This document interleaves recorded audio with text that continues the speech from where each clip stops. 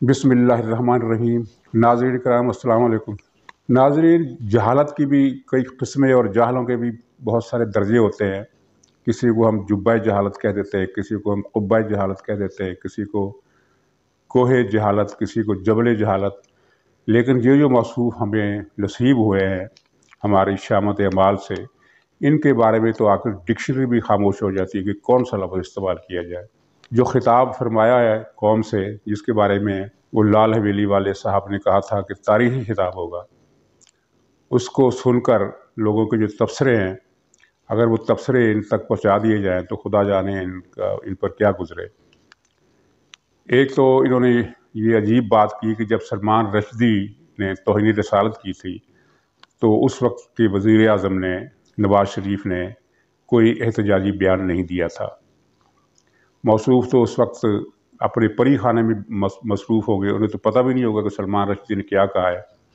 لیکن انہوں نے جو سینکڑوں افراد کی ایک فوج پال رکھی ہے، ترجمانوں کی، معاونوں کی، اور پتہ نہیں کیا کیا دانشوروں کی اور وزیروں سفیروں کی، ان سے پوچھ لیتے کہ جب سلمان رشدی نے یہ کتاب لکھی تھی تو وزیر اعظم کون تھا۔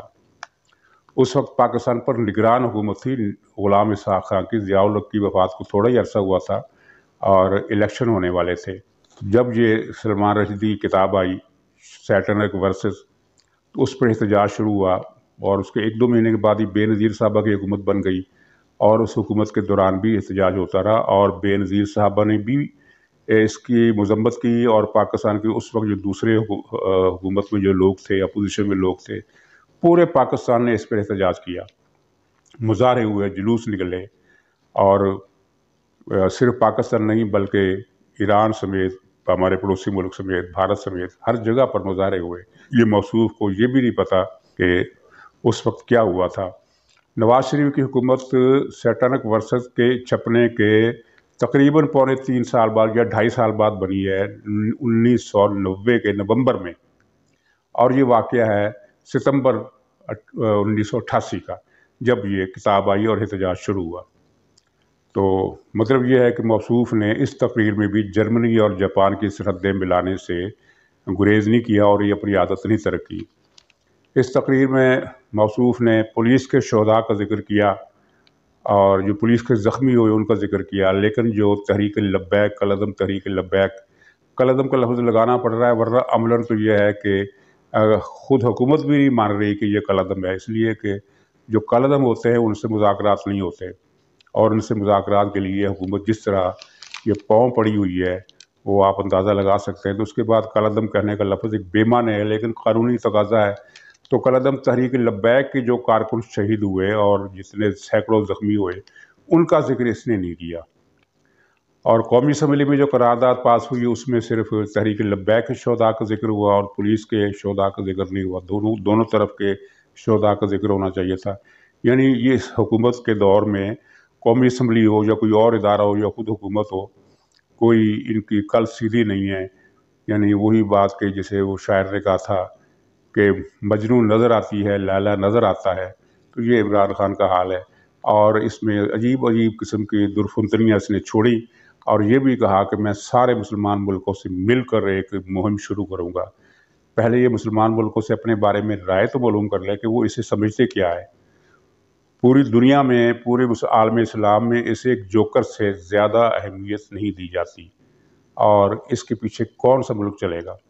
تو ناظرین، اسی خطاب میں انہوں نے ایک تو یہ کہا کہ میں مہم چلاؤں گا، اور جو ملک توہین رسالت کا مرتکب ہوتا ہے اس یورپی ملک کا ہم بائیکاٹ کریں گے مل کر۔ اور 2 منٹ بعد ہی فرمایا کہ پاکستان کے تو وہاں سے کاٹن کی برآمدات جاتی ہے یورپی ملکوں میں، ہم یورپی ملکوں سے تعلقات توڑ ہی نہیں سکتے۔ یعنی اس موصوف کو جس پینک میں یہ ہوتے ہیں اور جس دھن میں یا کیفیت میں ہوتے ہیں، یہ یاد ہی نہیں رہا کہ 2 منٹ پہلے کیا گیا تھا اور 2 منٹ بعد میں کیا کہہ رہا ہوں۔ اور اسی تقریر میں پھر وہ جھوٹ بولا، جس کو پتہ نہیں جھوٹ کہنا چاہیے کہ مذاق کہنا چاہیے، یا کہ اس کی دماغی کیفیت کی کوئی عکاسی کہنے چاہیے۔ کہا کہ بڑی مشکل سے اور بہت عرصے کے بعد پاکستان کی معیشت بحال ہوئی ہے اور لوگوں کو روزگار مل رہا ہے۔ یعنی جب ہر روز ہزاروں لاکھوں افراد بے روزگار ہو رہے ہیں، ہر روز کے حساب سے۔ اور کل ہی ایک خبر تھی ایک اخبار میں کہ पाकिस्तान की तारीख में ये पहली मरतबा हो रहा है कि महंगाई दिनों के हिसाब से नहीं बढ़ रही बल्कि घंटों के हिसाब से बढ़ रही है। यानी 5 घंटे पहले जो कीमत होती है किसी चीज़ की, 5 घंटे के बाद वो कीमत बदल जाती है और बढ़ जाती है। बेरोज़गारी बढ़ रही है, फाका कशी बढ़ रही है, ख़ुदकुशियाँ बढ़ रही है गुर्बत और मईशत की तंगी की वजह से। और ये साफ फरमा रहे हैं कि बड़े अरसे के बाद पाकिस्तान की मईशत बहाल हुई है और लोगों को रोज़गार मिल रहा है। लोगों से क्या मुराद है? शायद जुल्फ़ी बुखारी है, अली ज़ैदी है, इसी तरह के लोग हैं। वरना अवाम का जो हाल है वो तो किसी को बताने की ज़रूरत नहीं, कोई तहकीक करने की ज़रूरत नहीं, और सबके सामने है कि पाकिस्तान में रोज़गार और मईशत का लोगों का इसने क्या हाल कर दिया है। और जब इस पर ये कहता है तो कि मैंने मईशत बहाल कर दी है और रोज़गार लोगों को मिलना शुरू हो गया है, तो लोगों के दिल में ये सुनकर जो ख्याल आता है वो ज़ाहिर है वो यहाँ दोहराया नहीं जा सकता। तो नाज़रीन, ये तो इसकी दिमागी कैफियत की सूरत हाल है। और दूसरी तरफ जहांगीर की तरीन के सामने इसने जो घुटने टेके हैं, जहांगीर तरीन ग्रुप उसको कबूल करने के लिए तैयार नहीं है।